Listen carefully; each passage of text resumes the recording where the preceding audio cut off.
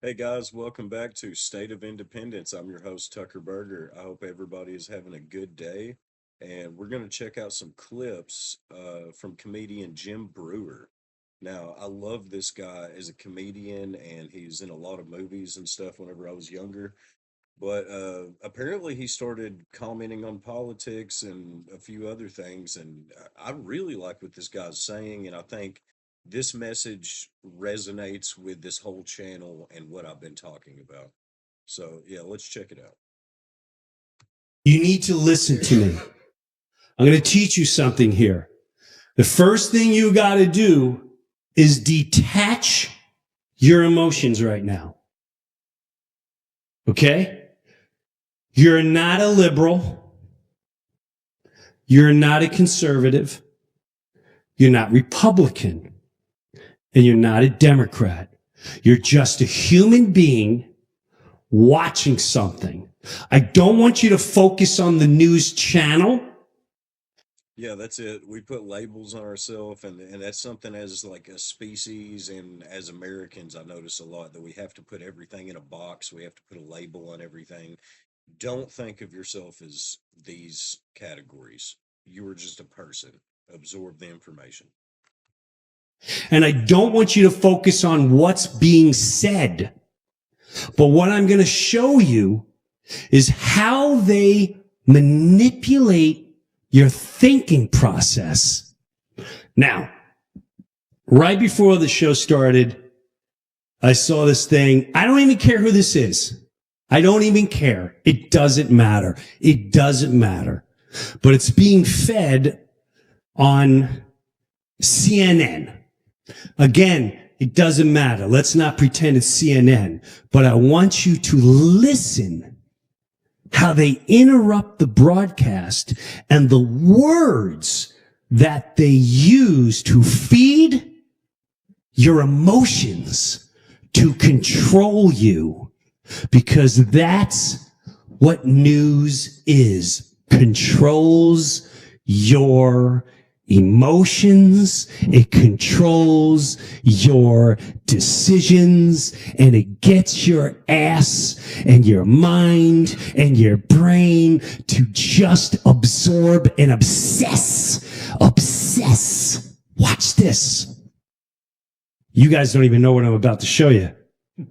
Listen, not to what she's saying, but listen to how they interrupt and the words they use. Released in the months leading up to the November 2016 election concluded that Russia had neither the intent nor capability to impact the outcome of the U.S. election. Doesn't matter. On December 5th. We've been listening there to the Director of National Intelligence, Tulsi Gabbard, continuing on what has now been a multi-day effort, not only with public statements like this, but release of documents to attempt to back up the quite extreme allegation.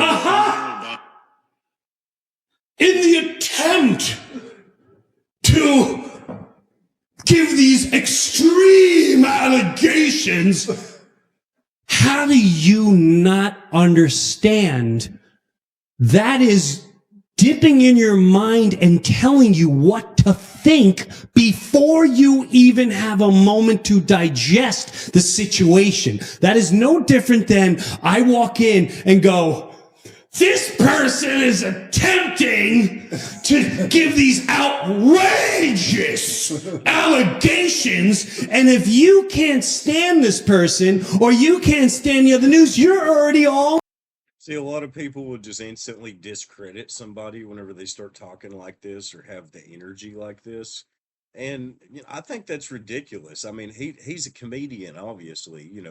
He's doing well at it. I'm laughing, but you know, some of this stuff we're talking about is so ridiculous, and the fact that other people on the opposing side of the argument won't take what you're saying seriously, you almost have to make statements like this.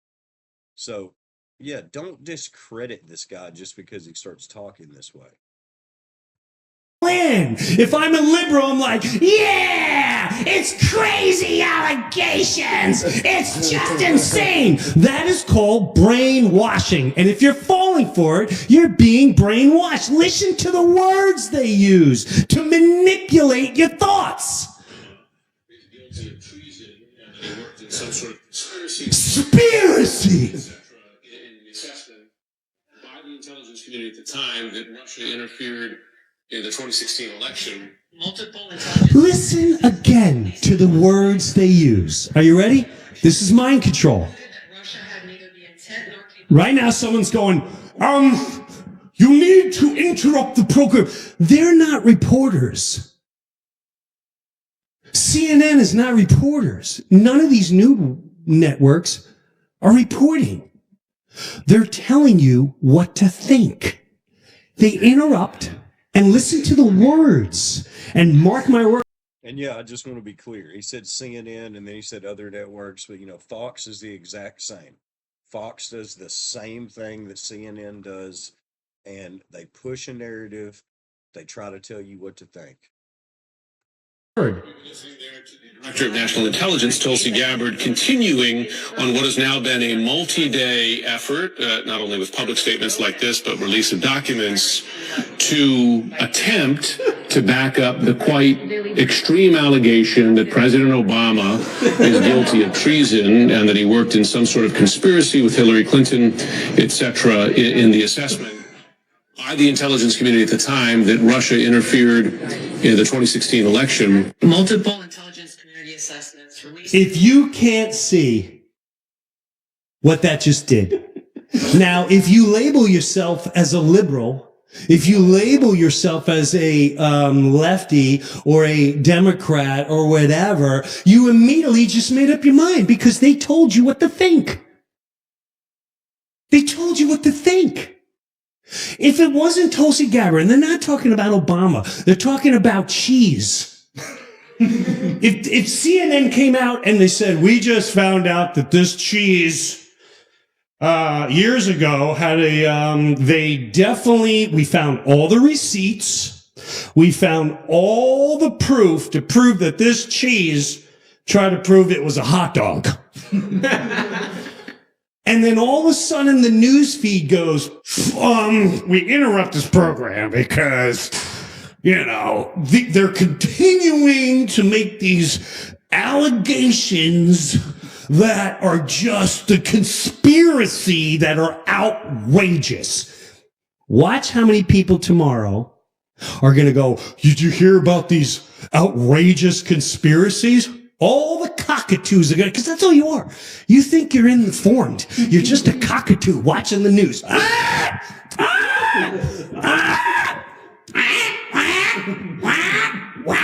Conspiracy, conspiracy, outrageous, outrageous, conspiracy, conspiracy. That's it, guys. That's it. We're programmed. Every night you watch the news, you're programmed. They tell you what to think on the left or the right. They radicalize you more and more.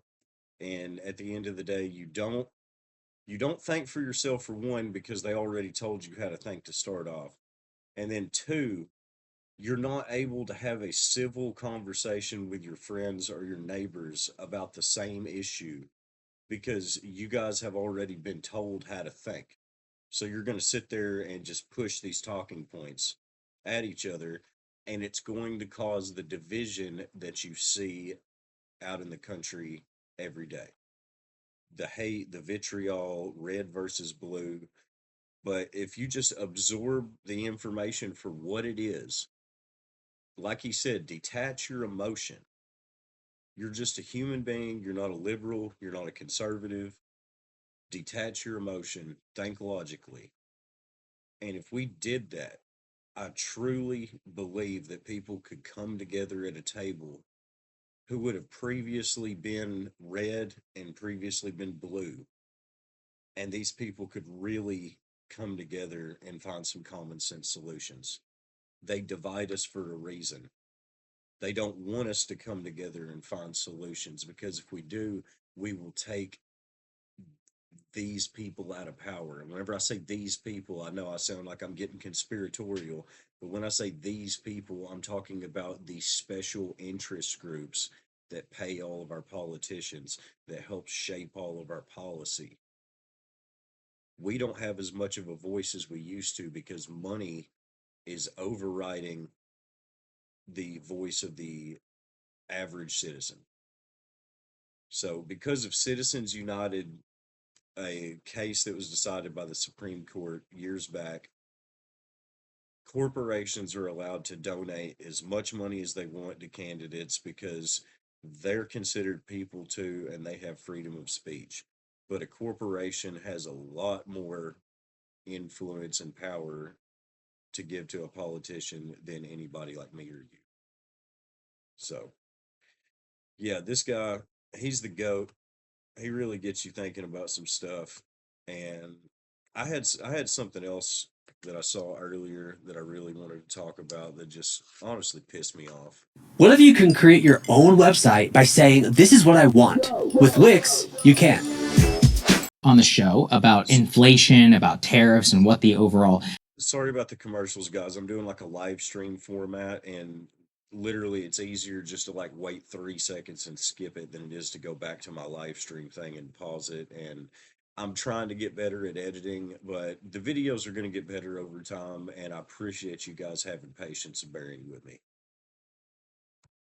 Effect will be. But one of the things that we may have discounted is greedflation. You will remember there was a huge debate about the sources of inflation back in the day from 2021 onwards as to whether it was corporations raising prices, input prices going up. It turned out to be a part of both, but part of the reason why the stock market actually did quite well during the Biden years, despite horrible inflation, was that corporate profits were able to be maintained. How do you do that exactly? Well, you eat some of the cost, but you pass some of it on also to the consumer. And so we are seeing some of that with tariffs as well. Let's take a listen to this report from CNBC.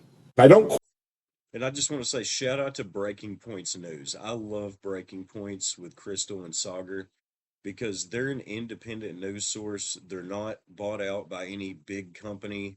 They're not a publicly traded stock company. They're literally like, they used to be journalists that worked at the legacy news companies.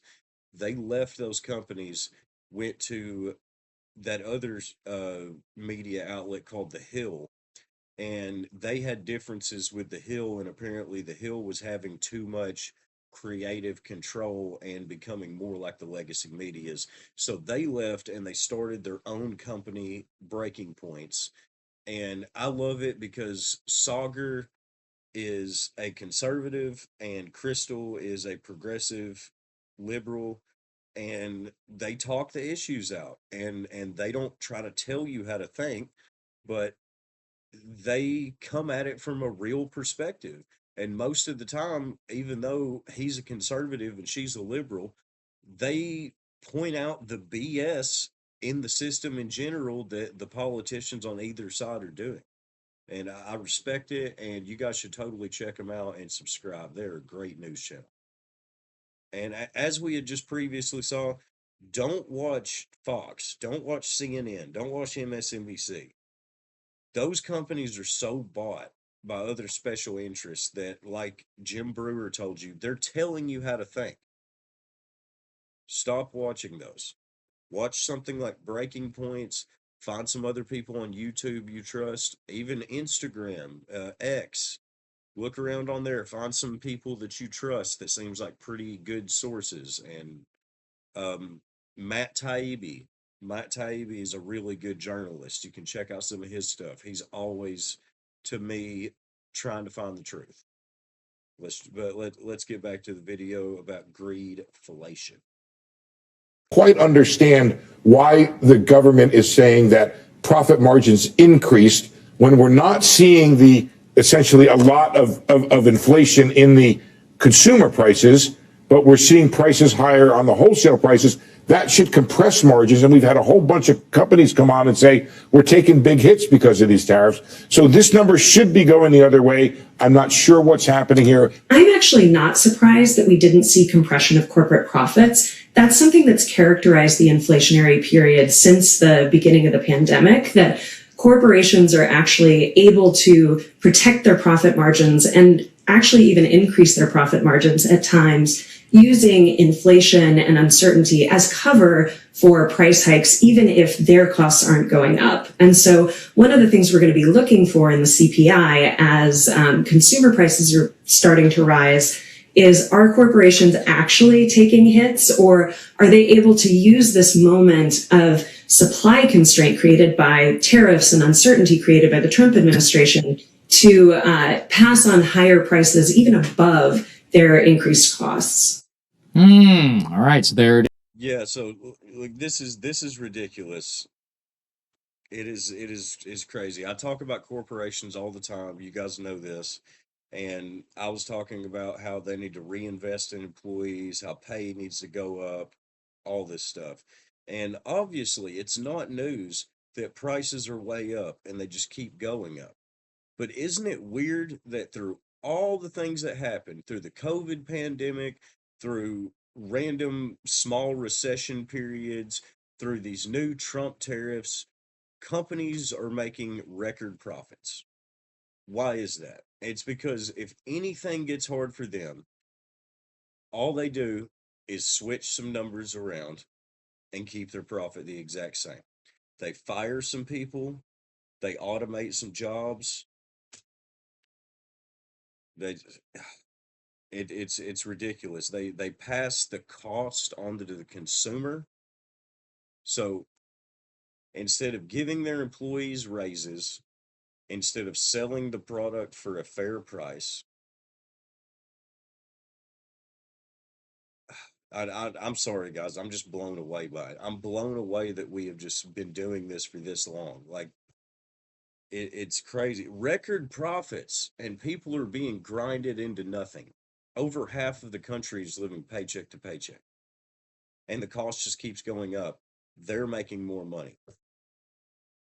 This is not going the right direction for the American people, obviously.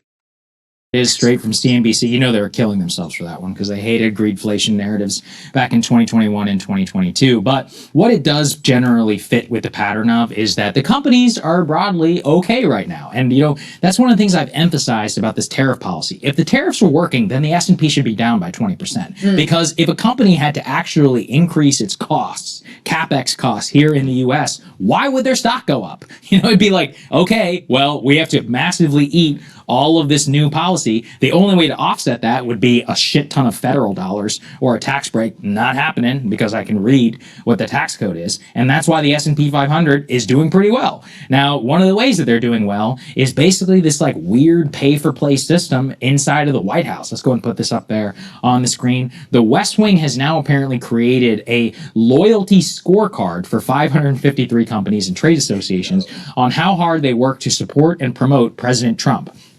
So Trump, currently the unusual spreadsheet fits the administration's proclivity for micromanaging and administering loyalty tests. Factors in the rating include social media posts, press releases, video testimonials, attendance to the White House, and other engagement related to OB3, the One Big Beautiful Bill. The organization's support is then ranked as strong, moderate, or low. Examples of good partners include Uber, DoorDash, United, Delta, AT&T, Cisco, Airlines for America, and the Steel Manufacturers Association. Apparently, other companies, have not, been able to rate. Can you guys even believe what you're seeing right now? I'm done. I'm so blown away right now. Like I usually don't get mad like whenever I'm looking at news of my politics. Usually like I said, I try to detach my emotions. We're gonna do this right now. I'm gonna detach my emotions from it. I'm not mad. The White House has a pay for play system. These tariffs are only being implemented on companies that are not showing loyalty to the Trump administration. That is not fair. I don't even know what word to put on that. I'm so blown away. But you have these companies coming in, giving Trump money, advertising for him, and therefore he's not going to put the tariff on them, and they're going to make their record profits. But any company that would be like openly liberal and disliking of Trump, they would have to pay more, and they're going to suffer. This is ridiculous. This is a very slippery slope, because no matter which side of the aisle you're on, if you're a Republican right now and you think this is awesome, just wait until a Democrat is the president and they do this. You're really not going to like it. This is a slippery slope we are on, guys. I'm done. I'm done.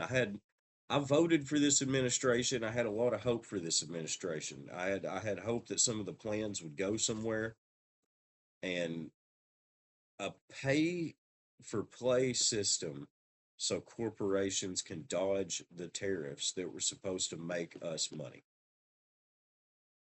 On the list, one of the ways that you do is to cheer on things like no tax on tips if you're Uber, or being a DoorDash person who is promoting some of the policy. But this gets to the heart of that NVIDIA deal. I think I covered it with Emily, which is still so crazy. It's like, yeah, you can do business in China, but you have to literally pay us a cut of the profit.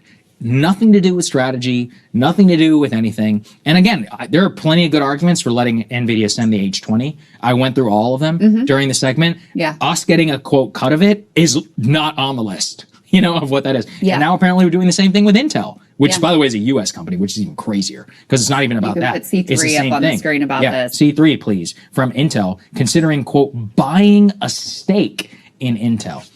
I am not even fundamentally opposed to sovereign wealth funds. I don't think they're always a bad idea as long as they're actually, done properly, right, or any of that.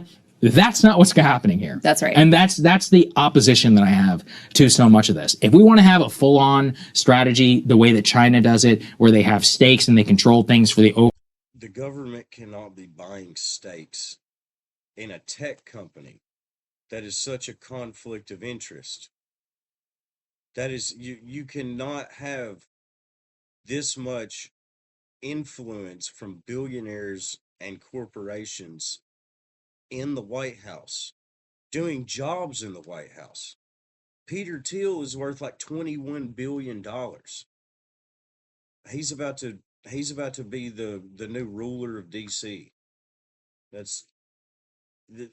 We're looking at a new Gilded Age. Is what we're coming into, and a lot of people want to watch, might watch this and be like, yeah, man, Trump's the devil, Trump's the problem. Guys, it's not Trump. It is not about Trump. I promise you. They have been trying to do this for decades. They have been pushing and easing the system into having this sweet spot for years.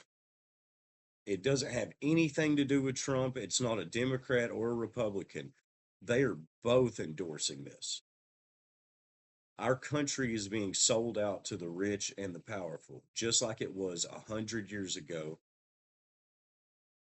And it's disgusting. If we don't all start finding common ground with each other and having civil discussions with each other about how existential this is, and about how there's more of us than there are of them, and about how they don't care about us. And I'm sure these billionaires think of us as cockroaches. My light just fell. That was hilarious. But yeah, that kind of threw my rant off. Oh gosh. Back to the video. Overall national interest, which is actually benefiting the people, has a track record. I'm all in, okay? But this is not what we're seeing right now, which is basically like some loyalty, fealty thing to Donald Trump, so we can get a solid bar of gold, which I'm still not over that. In the Oval Office. We should never be over that. It's pretty wild. Here's your literally your tribute, sir. Yeah, it's like, when Amazon explorers would go into the jungle, they would come with beads and other things to exchange for goods. It's like, that's how primitive that is to present the leader with a bar of gold to the chieftain. That's why the loyalty score story and the Intel stake story tied together so importantly, because it would be one thing if, if you were pursuing something like, a China policy, which is very long-term driven and very much in the interest of, hey, what do we want life to be like in China for Chinese? What do we want to invest in? What are the industries of the future? Like this very intentional strategy that instead, what we have here is just, did you tweet about the one big beautiful bill? Did you show up with your bar of gold at the White House? Like, how slavish and devoted have you been to the person of Donald Trump?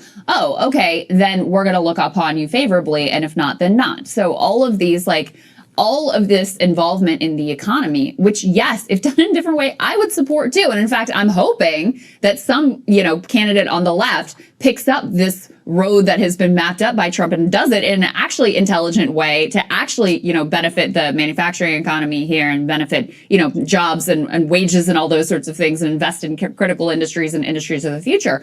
But no, this is not that. This is about just, what's going to be good for Trump, who paid the best tribute, who had the best gold bars in the Oval Office. The DoorDash example they had a delivery driver who wore a red DoorDash mom t-shirt as she stood behind Trump at a White House event promoting no tax on tips, also in a Fox News digital interview. And that's what earned them their great loyalty score. And now they'll be able to reap the benefits of that. It's also why Wall Street hasn't been that upset about the tariffs, because they know that they have the money to be able to get in those rooms, and they know how to, work his ego, massage his ego, and be able to get whatever they want. I actually read a fascinating analysis, which is that economists have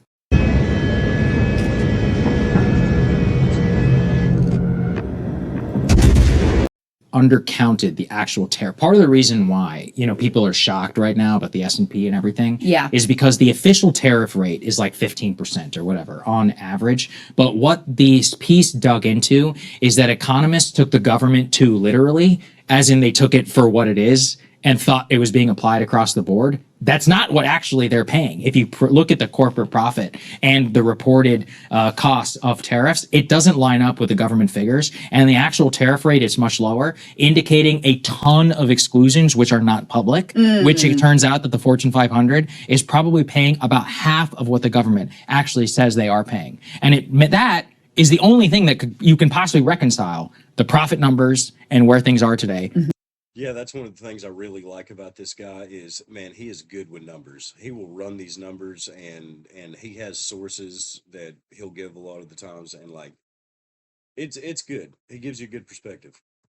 The lack of effect, and then the government published number. There's no other way to do it. And it was a long, more economic analysis, but translating it to others is basically saying what they say they're charging is not what they actually are, because there's all these corporate exclusions that are being cut at the Fortune 500 level that you and I know nothing about, but this is all deeply legalistic, it's all with the Commerce Department, etc. But it results in the fact that the tariff being paid are actually much lower than they say. So it makes, that's, again, I mean, in terms and they're of the probably cronyism. using this loyalty That's score what I'm to saying. determine Exactly. who gets the car bounce. Right. And that's why I think it's very important, for actually understanding some of this. And that actually gets to the Scott Besson point with a very extraordinary comment about the Sovereign Wealth Fund. Let's take a listen. We have these agreements in place where the Japanese, the Koreans, and to some extent the Europeans will invest in companies and industries that we direct them largely at the president's discretion.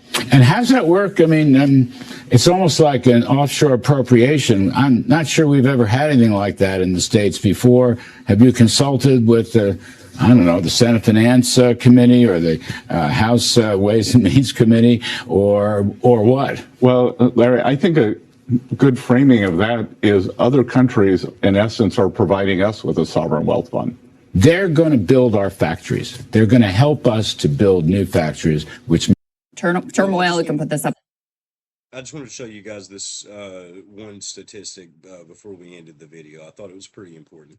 Shitcoin or whatever, Trump hotels or some sort of deal that, benefits him, or just to whatever CEO happens to be the most embarrassing and willing to humiliate themselves and grovel at his feet. So that will be the criteria by which those investments are judged. At the same time, we've got a few different indicators of, economic turmoil.